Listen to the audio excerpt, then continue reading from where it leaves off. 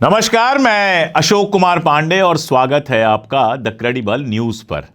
राहुल गांधी के सामने झुकना पड़ रहा है बार बार सरकार को, लेकिन सरकार अपनी जिद नहीं छोड़ रही है। कल देखिए 8 घंटा 7 घंटा खड़े रहे राहुल गांधी, सारे प्रोग्राम दिन भर के कैंसिल कर दिए, पूरे दिन खड़े रहे, वहां पर धरने पर बैठ गए एक मामूली एफआईआर कराने के लिए। और एफआईआर भी किस बात की? पैलेट गन चली थी और जिसके ऊपर चली थी वो वहां पर खड़ा था, वहां पर मौजूद था, उसके शरीर पर जख्म के निशान मौजूद थे, जो पैलेट गन के छर्रे थे वो मौजूद थे और पुलिस ने 7 घंटे लगा दिए। इसके बीच में स्मृति ईरानी आ गई, उन्होंने कहा कि कोर्ट में केस है, सुप्रीम कोर्ट में केस है, तो एफआईआर हो ही नहीं सकता। अब स्मृति ईरानी को बताना चाहिए आकर के कि एफआईआर कैसे हुआ। भाई ज्ञान देने टीवी चैनलों पे पहुंच जाते हैं और टीवी चैनलों को भी बड़ी जल्दी होती है ये दिखाने की कि राहुल गांधी गलत कर रहे हैं। नड्डा साहब आए, कहने लगे कि कैमरे की लालच में कर रहे हैं, राहुल गांधी को कैमरे की जरूरत नहीं है, कहीं भी साथ में खड़े होकर देख लो, कैमरे राहुल गांधी पर लगते हैं या आपके ऊपर लगते हैं। स्मृति ईरानी जी 2-3 साल के वनवास के बाद वापस आई हैं। अमेठी का चुनाव हारने के बाद गायब हो गई थी, अब फिर से उनको पार्टी अच्छे पद पर लेकर आई है, तो अब उनको एक बार फिर से राहुल गांधी पर हमला करना शुरू करना है। दरअसल लगता यह है कि कंगना रनावत, निशिकांत दुबे, गिरिराज सिंह, ये सब लोग मिलकर राहुल गांधी पर ढंग से हमला करने में कामयाब नहीं हो सके, तो जो पिटा हुआ मुहरा है स्मृति ईरानी का, उसको दोबारा लाया गया। अब कल जो हुआ वो हुआ, आज वो जा रहे हैं पुणे। पुणे में है छात्रों की गूंज, उसमें कम तमाशा नहीं हुआ था। इलाहाबाद में होता है तो जगह कैंसिल कर दी जाती है, उत्तराखंड में देहरादून में होता है तो जगह कैंसिल कर दी जाती है, जो नई जगह दी जाती है उसके बगल में नाच गाने का प्रोग्राम कर दिया जाता है। और अब पुणे की हालत यह है कि वहां पर COEP technological university hostel campus में रात को एनएसयूआई और एबीवीपी के कार्यकर्ताओं की झड़प हो जाती है। बताया जा रहा है कि यह छात्रों की गूंज कार्यक्रम के पहले हुआ है। एबीवीपी आरोप लगा रही है कांग्रेस कार्यकर्ता छात्राओं पर राहुल के प्रोग्राम के रजिस्ट्रेशन के लिए दबाव डाल रहे थे, और एनएसयूआई का कहना है कि जब वो कैंपेन कर रहे थे तो एबीवीपी वालों ने आकर हमला किया। इसके पहले भी सारे छात्र आंदोलनों से बाहर रही एबीवीपी बंगाल के अंदर गुंडागर्दी कर चुकी है, जिसकी रिपोर्ट हमने आपको दी थी हमारे वेबसाइट पर। आप याद रखिए, हमारी एक वेबसाइट है thecredible.news.in, जिस पर हम लगातार खबरें अपडेट करते रहते हैं। गूगल पर आप देखेंगे, आराम से आपको मिल जाएगी। बहुत जल्दी हम इसका ऐप लेकर भी आ रहे हैं, तो इस वेबसाइट से भी जुड़े रहिए। जहां जहां खबरें होंगी वहां वहां क्रेडिबल न्यूज भी होगा। खैर, अब पुणे में क्या किया गया था कि कर्फ्यू लगा दिया गया था शहर में, ताकि कार्यक्रम ना हो सके। जब प्रेशर पड़ा तो कर्फ्यू से तो छूट दी गई, लेकिन 60 शर्तें लाद दी गई राहुल गांधी के ऊपर। 60 शर्तें ला दी गई ताकि कार्यक्रम सक्सेसफुल ना हो। और देखिए, अभी कार्यक्रम नहीं हुआ है, लेकिन मैं यहां बैठकर कह रहा हूं कि पुणे में भी शानदार प्रोग्राम होगा। जो रिपोर्ट्स मेरे पास आ रही हैं, लोकल दोस्त जो बता रहे हैं कि पुणे में भी शानदार तैयारी है, वहां पर भी छात्रों की गूंज का शानदार कार्यक्रम होगा। देखिए, सीजेपी और कांग्रेस में भी खास तौर पर राहुल गांधी, इन दोनों लोगों ने एक काम तो किया है कि एजुकेशन को, शिक्षा को बड़े लंबे समय के बाद देश का मुद्दा बना दिया है। और शिक्षा एक ऐसा मामला है जिसमें कोई बरी नहीं होता, ना भाजपा ना कांग्रेस। कांग्रेस के समय में भी, बाद में जब लिबरलाइजेशन का दौर चला है, तो सरकारी स्कूलों की तरफ ध्यान बहुत कम हो गया था। और भारतीय जनता पार्टी के आने के बाद तो स्कूलों को नष्ट और बर्बाद और बंद कराने और इससे उससे मर्ज कराने के तमाशे शुरू हो गए। कल की एक घटना आपको बताता हूं, वो घटना जरूरी है। राजस्थान के अंदर सीजेपी के जो प्रवक्ता हैं आशुतोष रांका, वो कुछ कार्यकर्ताओं को लेकर एक गांव में पहुंचे। और गांव में यह था कि उनको सूचना मिली थी कि स्कूल जो है वो भैंस के तबेले में चल रहा है, यानी जहां भैंसों को रखा जाता है वहां पर स्कूल चल रहा है। उनके जाने से पहले ही वहां पर आसपास से आकर लोग इकट्ठा हो गए और जय श्री राम का नारा लगाने लगे, यानी बताने लगे कि हम भारतीय जनता पार्टी से जुड़े हुए हैं। अब भारतीय जनता पार्टी से जुड़े हुए लोग क्यों चाहेंगे कि कोई देखे कि उनके राज्य में तबेले में स्कूल चल रहा है। और कहा यह जा रहा है कि 15 लाख रुपए मिले हैं उस स्कूल को बनाने के लिए, लेकिन अभी तक उसका कोई इस्तेमाल नहीं हुआ है। देखिए, गांवों को लेकर कुछ बात आप समझिए। गांव में जो सरकारी स्कूल होते हैं उसमें पढ़ता कौन है? उसमें दलित और गरीब का बच्चा पढ़ता है। जो गांव में पैसे वाले लोग हैं वो आसपास के शहरों में अपने बच्चों को पढ़ाते हैं या फिर गांव के पास अगर कोई प्राइवेट स्कूल खुला है तो उसमें पढ़ाते हैं, जहां से बस उनके बच्चों को लेने आती है। और इन सरकारी स्कूलों में शिक्षकों को आप देखेंगे तो 90% आपको ऊंची जातियों के मिलेंगे। और इनमें से बहुत सारे शिक्षक ऐसे होते हैं जो चाहते ही नहीं है कि बच्चे पढ़ें, जो चाहते नहीं है कि स्कूलों की स्थिति सुधरे। अगर गांव में जो स्कूल ये हैं तबेले में खुले हुए, जिनमें इतना घटिया खाना मिल रहा है, अगर दबंगों के बच्चे वहां पढ़ते ना तो ये हालत नहीं होती। स्कूल सुधर जाते, टीचर्स पढ़ाते, खाना अच्छा मिलता, सब कुछ होता।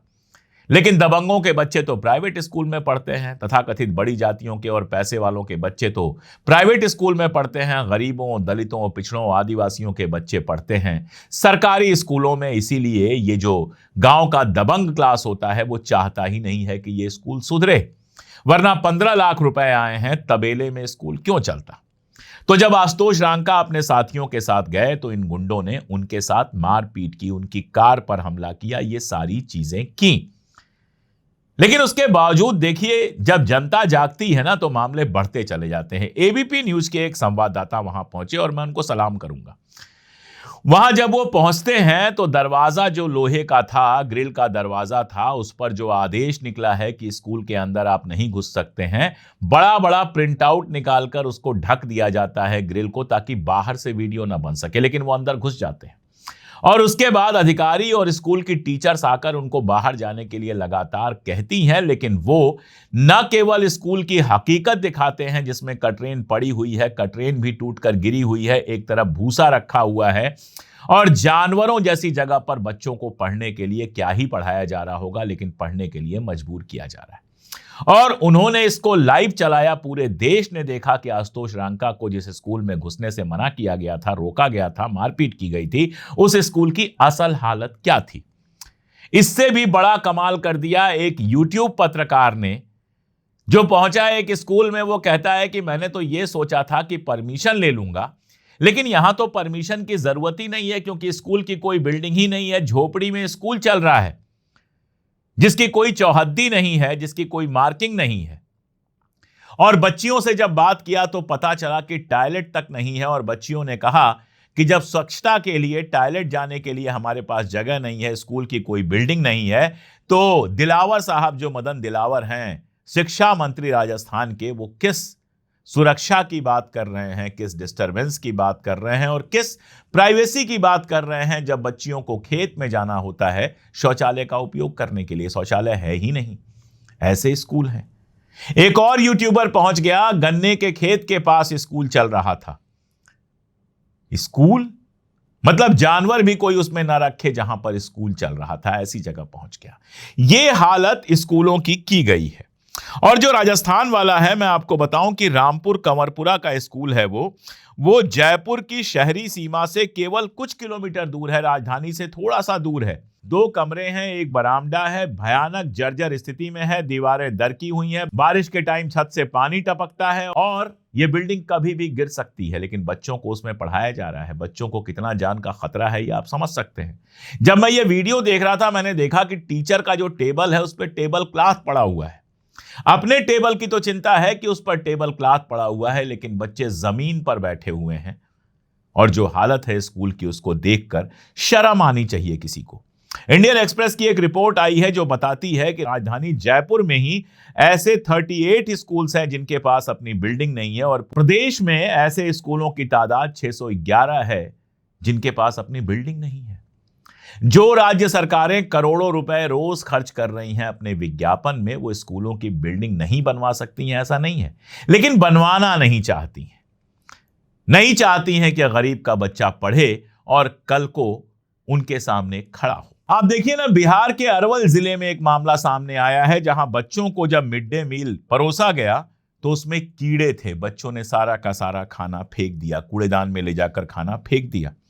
सोयाबीन की सब्जी थी जिसमें कीड़े पड़े हुए थे। सीधी सी बात है कि सस्ता सोयाबीन खरीदने के चक्कर में इतना पुराना और इतना खराब सोयाबीन खरीदा गया होगा कि उसमें कीड़े होंगे।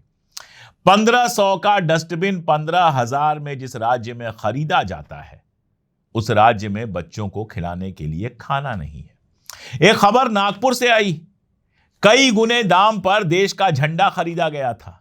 ये इनका राष्ट्रवाद है, ये इनकी देशभक्ति है, जिसमें तिरंगा झंडे की खरीद पर भी भ्रष्टाचार हो रहा है, बच्चों के खाने पर भ्रष्टाचार हो रहा है। हालत यह है कि नालंदा जिले का आपने मामला देखा ही था अभी, जहां नमक की जगह डिटर्जेंट डाल दिया गया था और 34 बच्चे बीमार पड़ गए थे। और ऐसे में जब राहुल गांधी या सीजेपी के लोग एजुकेशन का मुद्दा उठाते हैं तो यह सिर्फ पॉलिटिकल मुद्दा नहीं रह जाता, ये मुद्दा देश से जुड़ जाता है। जिनके बच्चे ऐसे स्कूलों में पढ़ रहे हैं, जो ऐसे स्कूलों के बगल से रोज गुजरते हैं, और आप सब जानते हैं स्कूलों की स्थिति क्या है। आप में से कोई भी अगर अपने आसपास के 4 गांव के स्कूल को देख के आएगा तो उसको पता होगा कि स्कूलों की स्थिति क्या है। तो जनता से सीधे ये मुद्दा जुड़ रहा है और सरकार इसीलिए डर रही है। विकास के बड़े बड़े दावे करने वाली सरकार न ढंग के स्कूल दे सकी है, न ढंग के कॉलेज दे सकी है, और जो पहले से कम कायदे से शिक्षा व्यवस्था में परीक्षाएं हो जाया करती थीं, उन परीक्षाओं में भी रोज पेपर लीक हो रहा है। अभी कल छत्तीसगढ़ में पेपर लीक का किस्सा आया है।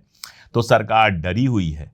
सरकार जानती है ये मुद्दा जनता का है। अगर राहुल गांधी के आगे फाइनली नहीं झुकेंगे तो जनता के अंदर गुस्सा और बढ़ेगा, इसलिए कोशिश तो कर रही है उनके रास्ते में कांटे बिछाने का, लेकिन फाइनली जैसे कल झुकी, जैसे इलाहाबाद में झुकी, जैसे देहरादून में झुकी, वैसे ही उसको आगे भी झुकना पड़ेगा। और इसीलिए हम बार बार कहते हैं कि जब जनता जाग जाती है तो सत्ता की उल्टी गिनती शुरू हो जाती है। आपको क्या लगता है? कमेंट में जरूर बताइएगा। आज के लिए इतना ही, बहुत शुक्रिया।